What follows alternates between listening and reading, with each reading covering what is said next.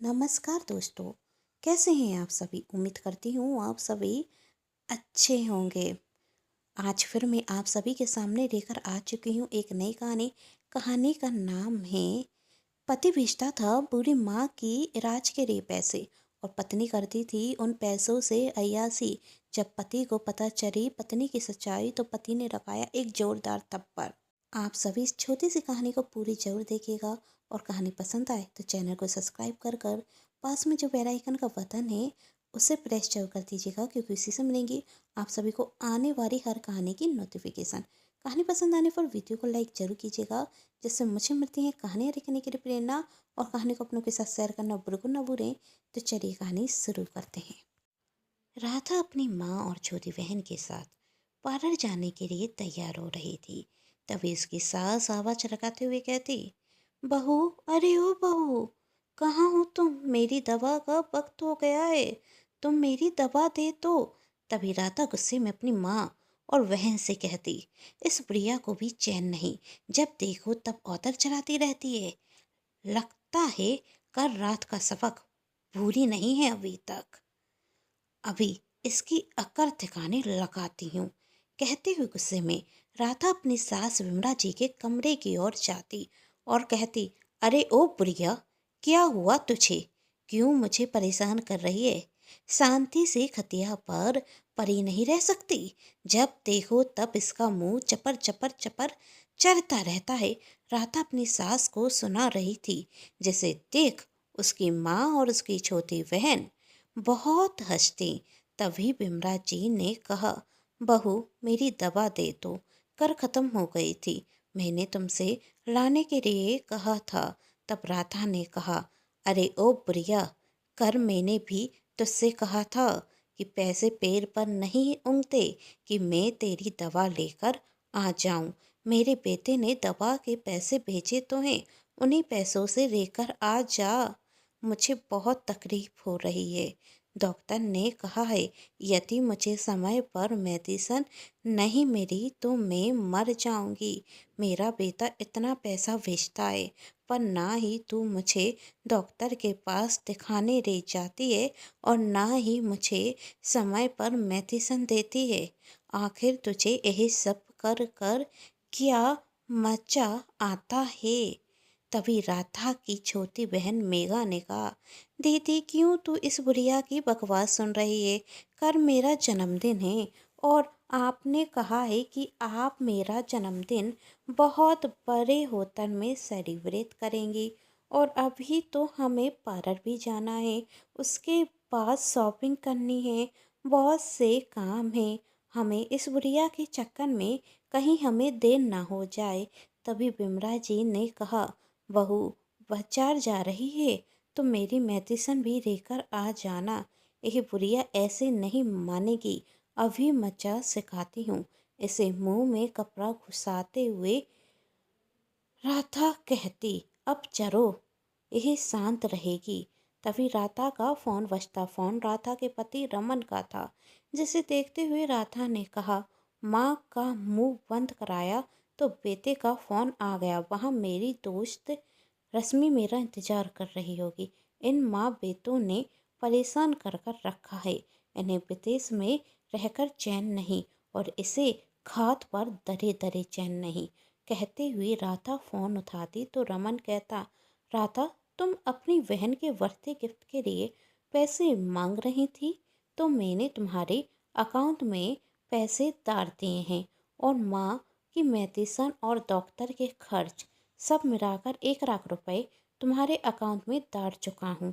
अब माँ कैसे हैं, जरा उनसे बात कराना। तब राधा कहती, रमन, तुम चिंता मत करो, मैं माँ का पूरा ध्यान रख रही हूँ और डॉक्टर अंकल का कहना है माँ जी बहुत जल्द ठीक हो जाएंगी, पर मैं तुम्हारी उनसे बात नहीं करा सकती।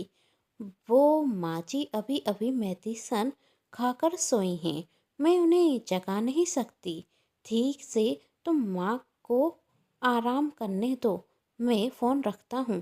और हाँ माँ, और अपना ध्यान रखना।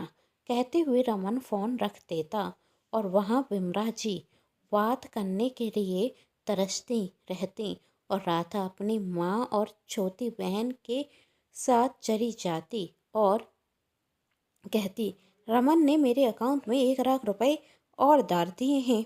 अब तेरा जन्मदिन और अच्छे से सेलिब्रेट करेंगे। और राधा के जाने के बाद घर की नौकरानी वहाँ आती और विमला जी के मुंह से कपड़ा निकालती और उन्हें पानी पिलाते हुए कहती, माँ जी आप मुझे दवाई का पर्चा दे दीजिए, मैं दवा लेकर आ जाऊंगी। पर विमला जी उसे कोई जवाब नहीं देती, क्योंकि वह इलाज के अभाव में यह दुनिया छोड़कर जा चुकी थी और वहाँ राधा पार्लर में फेशियल कराने में व्यस्त थी।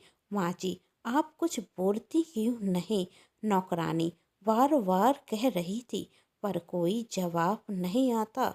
और फिर जब वह राधा को फ़ोन करने की कोशिश करती तो राधा उसका फ़ोन नहीं उठाती। 2 घंटे बाद जब राधा नौकरानी का फ़ोन उठाती तो कहती, क्या हुआ रे, क्यों परेशान कर रही है फ़ोन कर कर कर। तब नौकरानी गोपी ने कहा, मैम साहब वो माँ जी क्या हुआ, बुढ़िया मर गई क्या? हाँ मैम साहब, माँ जी अब इस दुनिया में नहीं रहीं, आप जल्दी से घर आ जाइए। इस बुढ़िया को भी चैन नहीं था, आज का दिन मेरा था मरने के लिए, मरना था तो एक दिन बाद मर जाती, कम से कम मेरी बहन का जन्मदिन तो अच्छे से हो जाता। पर कोई बात नहीं, मैं अपनी बहन का जन्मदिन आज ही सेलिब्रेट करूँगी। और सुन तू गोपी, जब तक मैं घर ना आऊँ तू किसी से कुछ नहीं कहेगी, समझ गई? पर मैम साहब, गोपी आगे कुछ कहती तभी राधा ने कहा, सुना है तुमने अपनी बेटी की स्कूल की फीस जमा नहीं की, इसलिए उसे स्कूल से निकाल दिया। पर तुम चाहती हो तुम्हारी बेटी फिर से स्कूल पढ़ने जाए तो अपना मुंह बंद रखो। यह सुन गोपी शांत हो जाती, उसकी आंखों से आंसू बहने लगते और वहाँ राधा अपनी माँ और बहन के साथ एंजॉय करती। देर रात जब राधा घर आती तो अपने पति रमन को फ़ोन रखते करते हुए कहती, रमन रमन हम अनाथ हो गए, माँ जी हमें छोड़कर चली गईं, तुम जल्दी से घर आ जाओ। रोने का नाटक करते हुए राधा कहती जा रही थी। दूसरी रात रमन घर आता और राधा से पूछता, तुम तो कहती थी माँ ठीक है, फिर माँ इस तरह अचानक से हमें छोड़कर कैसे चली गई? तुमने इस सब के बारे में मुझे पहले क्यों नहीं बताया? कहते हुए रमन रोता जा रहा था। कम से कम आखिरी बार अपनी माँ से मिल तो लेता। तब राधा कहती, वही तो मैं सोच रही हूँ रमन, माँ जी इस तरह अचानक से हमें छोड़कर कैसे चली गई? आप नहीं जानते मैं माँ जी के जाने से कितनी दुखी हूँ और आप मुझ पर ही संदेह कर रहे हैं। कहते हुए राधा जोर जोर से रोने लगी। मेरा वही मतलब नहीं है राधा। कहते हुए रमन राधा को शांत कराता और वहाँ से चला जाता। इसी तरह कुछ दिन निकल गए और आज विमला जी की 13वीं थी। राधा ने कई पंडितों का भोज कराया और बहुत से परिचितों भी आए हुए थे, जिसमें डॉक्टर राकेश भी थे। राधा ने अपनी सास की पसंद का खाना बनाया। डॉक्टर राकेश जो रमन के फैमिली डॉक्टर हैं। रमन उनसे पूछता, डॉक्टर राकेश माँ की हालत तो पहले से ठीक थी और आपने तो बताया था कि माँ बहुत जल्द ठीक हो जाएंगी, फिर अचानक से ऐसा क्या हुआ कि माँ हम सबको छोड़कर चली गई? तब डॉक्टर कहते, रमन यह तुम क्या कह रहे हो? मैंने तो राधा से पहले कहा था कि माँ जी की कंडीशन सीरियस है, आप माँ जी की देखभाल के लिए एक नर्स को रख लीजिए, क्योंकि मुझे ऐसा लग रहा था कि राधा उनकी देखभाल सही से नहीं कर पा रही है। यदि उन्हें सही वक्त पर मेडिसिन दी जाती और उनकी देखभाल की जाती तो शायद माँ जी हमारे साथ होती। खैर, जो भगवान को मंजूर होता है वही होता है। हम इंसान आखिर में क्या कर सकते हैं। इतना सुन रमन अपनी माँ के कमरे में जाता। पीछे से राता आते हुए कहती, रमन तुम यहाँ क्यों आए? कह बाहर चलो, बाहर मेहमान हमारा इंतजार कर रहे हैं। माँ की मैथिसन कहाँ है? रमन ने गुस्से में पूछा। वो राधा कहती जा रही थी। मैथिसन का वीर कहाँ है? किस मेडिकल स्टोर से मेडिसिन लेती थी तुम? बताओ मुझे। कहते हुए रमन ने सवारों का बाहर खड़ा कर दिया और राधा रोते हुए कहती, अब इन सब बातों का क्या फायदा रमन? माँ जी हमें छोड़कर जा चुकी हैं। यही सच है, इसे स्वीकार करो।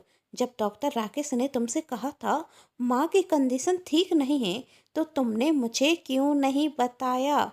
माँ की मौत सुबह हुई थी और तुम मुझे आधी रात को बताती हो। रमन कहता रहा था।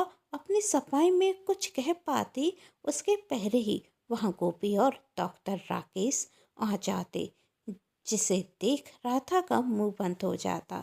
वही समझ चुकी थी उसका खेल खत्म हो गया है और कहता, अपनी अय्यासियाँ पूरी करने के लिए तुमने मेरी माँ की जान ले ली। कैसी औरत हो तुम? औरत के नाम पर कलंक हो तुम। रमन की ये सब बातें सुनकर राधा कहती, तो क्या चाहते थे तुम? मैं अपनी जिंदगी उस बुढ़िया की सेवा करने में निकाल देती? नहीं, मैंने तुमसे शादी सिर्फ और सिर्फ तुम्हारे पैसों के लिए की थी। अपनी जिंदगी अच्छे से एंजॉय कर सकूं उसके लिए की थी। उस बुढ़िया की सेवा करने के लिए नहीं की थी। ना जाने राधा गुस्से में क्या क्या कहती जा रही थी। आखिरी में कहती, अच्छा हुआ वह बुढ़िया मर गई। पीछा तो छूटा। अब मैं भी तुम्हारे साथ विदेश में जाकर रहूंगी। इतना सुन रमन गुस्से में राधा में जोरदार थप्पड़ लगाते हुए कहता, नफरत करता हूँ मैं तुमसे, और विदेश ले जाना तो दूर की बात है, मैं तो तुम्हारी शक्ल तक देखना नहीं चाहता। निकल जाओ मेरी जिंदगी से। कहते हुए रमन राधा से सारे रिश्ते तोड़ देता और जब राधा अपनी बहन और माँ के पास जाती तो वह उसे देखकर घर के दरवाजे बंद कर देते। दोस्तों, आप सभी को ये कहानी कैसी लगी नीचे कमेंट बॉक्स में ज़रूर बताइएगा आप। और कहानी पसंद आई है तो चैनल को सब्सक्राइब, वीडियो को लाइक एंड शेयर जरूर कीजिएगा। Thanks for watching.